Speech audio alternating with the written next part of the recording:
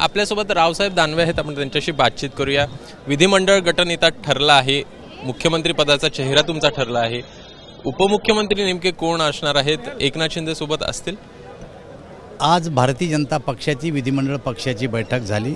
सर्वसंमतीनं देवेंद्रजी फडणवीस यांची आज विधिमंडळ पक्षाच्या गटनेतेपदी निवड करण्यात आली। 3 वाजता आमचे मित्रपक्ष आणि आम्ही सरकार स्थापनेचा दावा करण्यासाठी माननीय राज्यपाल महोदयाकडे जाणार आहे। त्यांचं निमंत्रण आम्हाला मिळालं तर उद्या या राज्याचे मुख्यमंत्री आणि उपमुख्यमंत्री शपथ घेणार आहे। भारतीय जनता पार्टीने जसा नेता निवडला तसा राष्ट्रवादी आणि शिवसेनेने आपले आपले नेते निवडलेले आणि अपेक्षेप्रमाणे अजितदादा आणि एकनाथराव शिंदे आणि मुख्यमंत्री देवेंद्रजी फडणवीस हे उद्या शपथ घेणार आहेत। पण नेमके मंत्री कोण असणार आहेत या संदर्भात देखील निश्चित अद्यापपर्यंत आलेला नाही। हा निर्णय पक्ष नेतृत्व जो करील तो निर्णय सगळ्यांना मान्य करावा लागेल।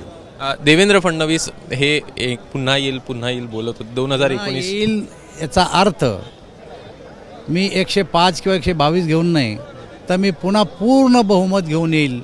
2/3 मेजॉरिटी जवळपास घेऊन देवेंद्र फडणवीस पुन्हा आले आणि या राज्यातल्या जनतेने ज्यांनी कोणा पुन्हा यांची टिंगल घेतली त्यांच्या तोंडावर आता खापर फोडला आहे। सर हे होते रावसाहेब दानवे, ज्यांच्याकडनं स्पष्ट करण्यात आलेलं आहे की एकूणच उद्याला शपथविधी जो आहे तो पार पडताना पाहायला मिळेल आणि टिंगल करणाऱ्यांना देखील ही चपराक म्हणावी लागेल।